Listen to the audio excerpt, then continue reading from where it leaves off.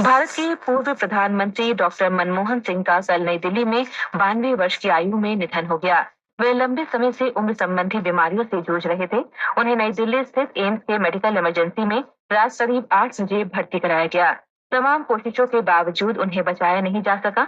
AIIMS ने doctor Manmohan Singh को कल रात 9:51 पर मृत घोषित कर दिया। उन्होंने 2004 से 2014 तक भारत के 13वें प्रधानमंत्री के रूप में कार्य किया। उनके परिवार में पत्नी गुरुशरण कौर और 3 बेटियां हैं। डॉक्टर सिंह का जन्म 26 सितंबर 1932 को विभाजित भारत के पंजाब प्रांत के एक गांव में हुआ था। डॉक्टर मनमोहन सिंह 33 साल तक सेवा देने के बाद इस साल अप्रैल में राज्यसभा से सेवानिवृत्त हुए। डॉक्टर सिंह प्रधानमंत्री नरसिम्हा राव के मंत्रिमंडल में वित्त मंत्री भी थे। राष्ट्रपति द्रौपदी मुर्मू, उपराष्ट्रपति जगदीप धनखड़ और प्रधानमंत्री नरेंद्र मोदी ने पूर्व प्रधानमंत्री डॉक्टर सिंह के निधन पर शोक व्यक्त किया है।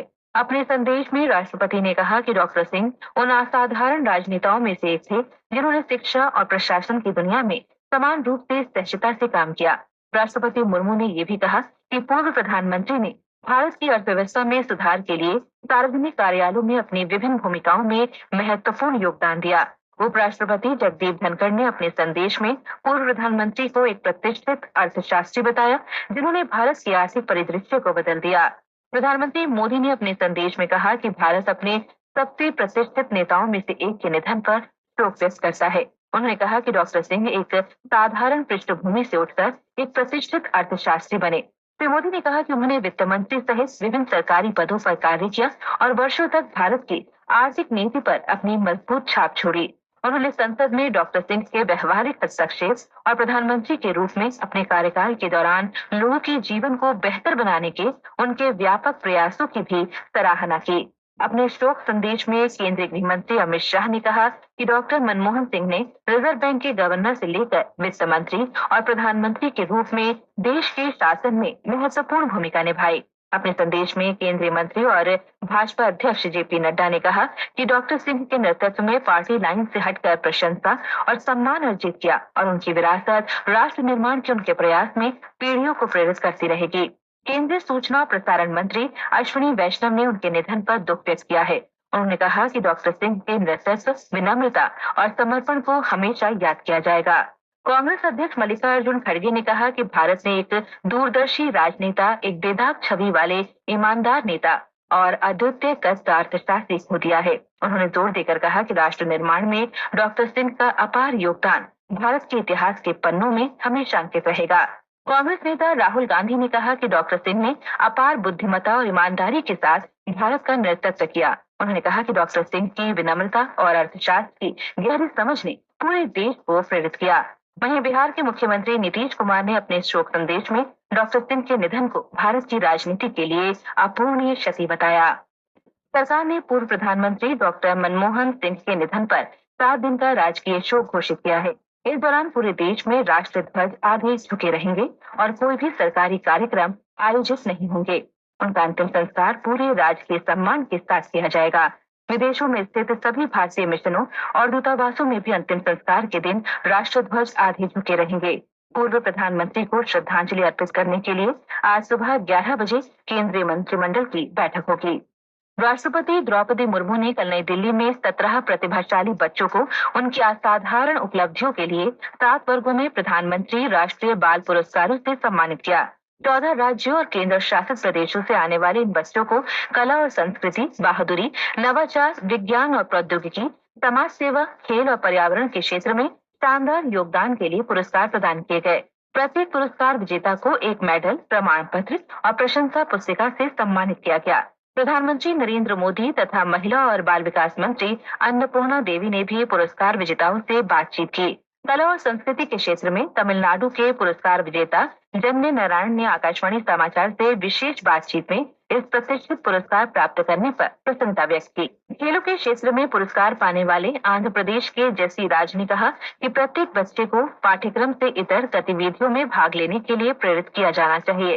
उन्होंने ऐसी विशेष प्रतिभा के लिए अभिभावकों द्वारा अपने बच्चों को सहयोग देने की आवश्यकता पर जोर दिया। वहीं नवाचार के क्षेत्र में पुरस्कार प्राप्त करने वाली बंगलुरु की सिंधुरा ने युवाओं को एक बेहतर भविष्य निर्माण के लिए सभी अवसरों का लाभ उठाने की सलाह दी। प्रधानमंत्री नरेंद्र मोदी ने कहा है कि दुनिया युवा शक्ति के लिए भारत की ओर आशा और आकांक्षाओं के साथ देख रही है। नई दिल्ली के भारत मंडपम में वीर बाल दिवस पर श्री मोदी ने कहा कि सरकार की नीतियों में सबसे अधिक ध्यान युवाओं के सशक्तिकरण पर दिया जा रहा है। प्रधानमंत्री ने घोषणा की कि विकसित भारत युवा नेता संवाद अगले वर्ष स्वामी विवेकानंद की जयंती के अवसर पर शुरू किया जाएगा। भारत के बैंकों का लाभ लगातार छठे वर्ष 2023-24 में भी बढ़ा है। बैंकों की गैर निष्पादित परिसंपत्तियां एनपीए घटकर 13 वर्ष के निचले स्तर 2.7% पर आ गई हैं। भारतीय रिजर्व बैंक की रिपोर्ट के अनुसार भारत के बैंकों की वित्तीय स्थिति मजबूत बनी हुई है और ये बैंकों के ऋण और जमा में लगातार वृद्धि से भी उजागर होती है। बैंकों की परिसंपत्ति गुणवत्ता में भी सुधार हुआ है। बैंकों की सकल गैर निष्पादित परिसंपत्तियां जीएनपीए का अनुपात मार्च 2024 के अंत में 13 वर्षों में सबसे कम 2.7% और सितंबर 2024 के अंत में 2.5% पर आ गया। रिजर्व बैंक के अनुसार बैंकों की पूंजी स्थिति संतोषजनक है। केंद्रीय गृह और सहकारिता मंत्री अमित शाह ने कहा है कि भारतीय बीज सहकारी समिति लिमिटेड को ऐसे बीज उत्पादन पर अधिक ध्यान देना चाहिए जिसमें कम पानी और न्यूनतम कीटनाशकों की आवश्यकता हो। नई दिल्ली में समीक्षा बैठक की अध्यक्षता करते हुए उन्होंने कहा कि छोटे किसानों को अधिकतम संभव उपज प्राप्त करने के प्रयास सुनिश्चित करने चाहिए। गृह मंत्री ने कहा कि प्रधानमंत्री नरेंद्र मोदी के सहकार से समृद्धि के विजन को साकार करने और किसानों को सशक्त बनाने में इसकी महत्वपूर्ण भूमिका है। विदेश मंत्री डॉक्टर सुब्रमण्यम जयशंकर ने कल रात वॉशिंगटन डीसी में अमेरिका के राष्ट्रीय सुरक्षा सलाहकार जैक सुलिवन से मुलाकात की। दोनों नेताओं ने भारत अमेरिकी रणनीतिक साझेदारी तथा हालिया क्षेत्रीय और वैश्विक घटनाक्रम पर विचार विमर्श किया। डॉक्टर जयशंकर 24 दिसंबर से अमेरिका की 6 दिवसीय यात्रा पर है। मेलबर्न में भारत के साथ बॉर्डर गावस्कर ट्रॉफी के चौथे क्रिकेट टेस्ट मैच के दूसरे दिन ऑस्ट्रेलिया ने अपनी पहली पारी जारी रखी।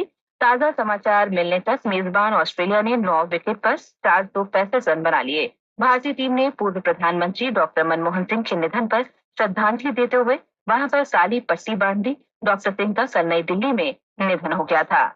वडोदरा के कोटाम्बी स्टेडियम में भारत की महिला क्रिकेट टीम का सामना वेस्टइंडीज से आज सुबह है। ये आज सुबह 9:30 बजे शुरू होगा। इसके अलावा हॉकी इंडिया लीग आज से ओडिशा के राउरकेला में शुरू होगी। पहला मैच दिल्ली एसजी पाइपर्स और गुनासिका के बीच बिरसा मुंडा हॉकी स्टेडियम में खेला जाएगा। लीग का उद्घाटन समारोह शनिवार को होगा। मौसम विभाग ने आज और कल उत्तर पश्चिम और मध्य भारत में गरज के साथ हल्की से मध्यम बारिश और ओलावृष्टि होने का अनुमान व्यक्त किया है।